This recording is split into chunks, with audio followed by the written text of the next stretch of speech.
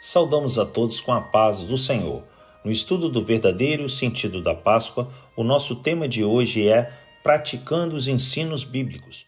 Hoje, nós veremos os acontecimentos do 12º dia do mês de Nissan, segundo o calendário judaico. Para nós, uma terça-feira que antecedeu a morte de Cristo.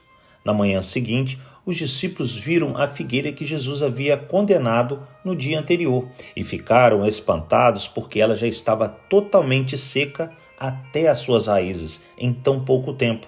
Em seu diálogo com os 12, o Senhor lhes disse que o seu objetivo era ensinar o poder da oração a Deus feita com fé, crendo que Ele sempre responderá.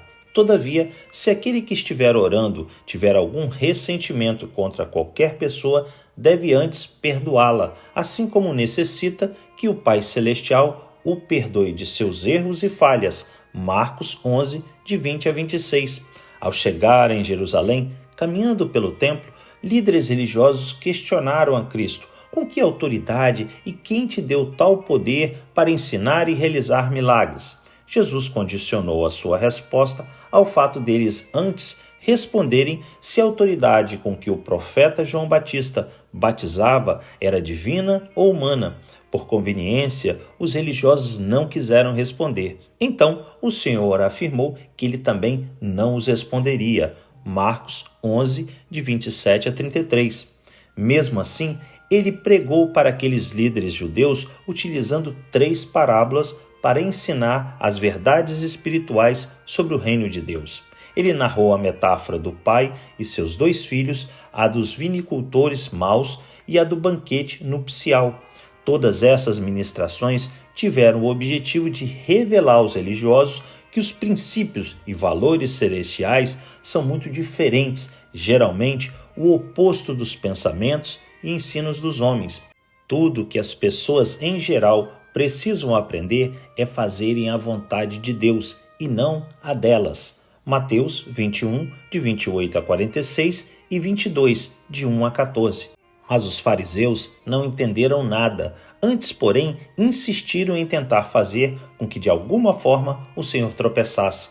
Para tal, eles se uniram a seguidores do rei Herodes Antipas e fizeram uma pergunta muito complexa. Em sua resposta, Cristo tinha 2 alternativas: confrontar o Império Romano para não negar a Deus ou vice-versa. Porém, a resposta dele foi tão sábia que não aconteceu nenhuma coisa nem outra, deixando-os impressionados. Dai a César o que é de César e dai a Deus o que é de Deus. Mateus 22, de 15 a 22. Depois disso, foi a vez dos saduceus, que não criam na ressurreição e, para prová-lo, apresentaram um fato que envolvia o matrimônio e a ressurreição.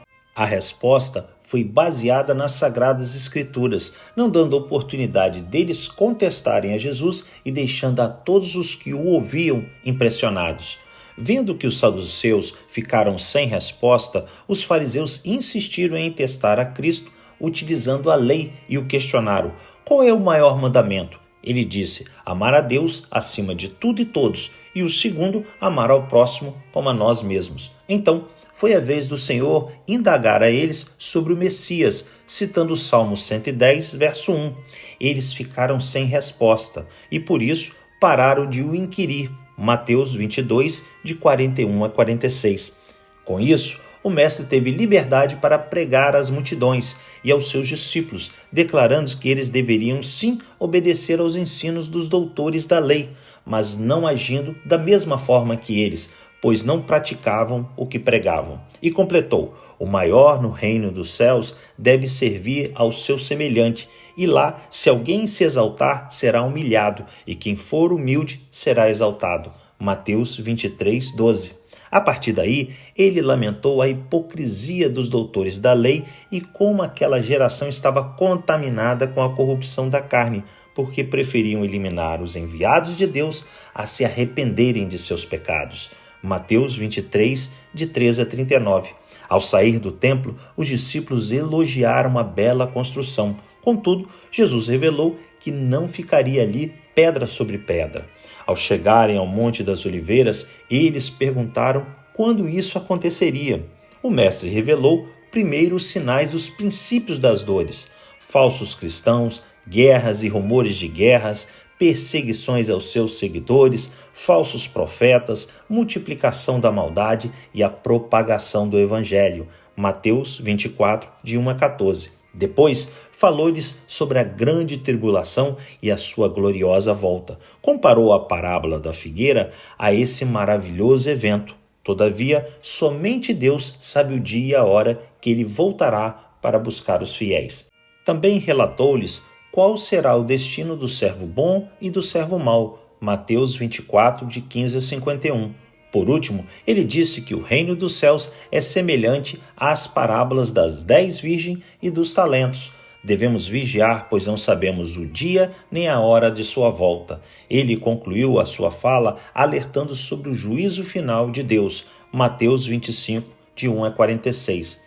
Como cristãos, meus amados, é fundamental, além de aprendermos, praticarmos os princípios do reino dos céus, exercitando-os enquanto vivermos nesse mundo para gozarmos dos resultados dessa transformação divina quando estivermos na eternidade, morando com o Pai, o Filho e o Espírito Santo. Que Deus nos abençoe em mais esse dia de meditarmos na sua palavra.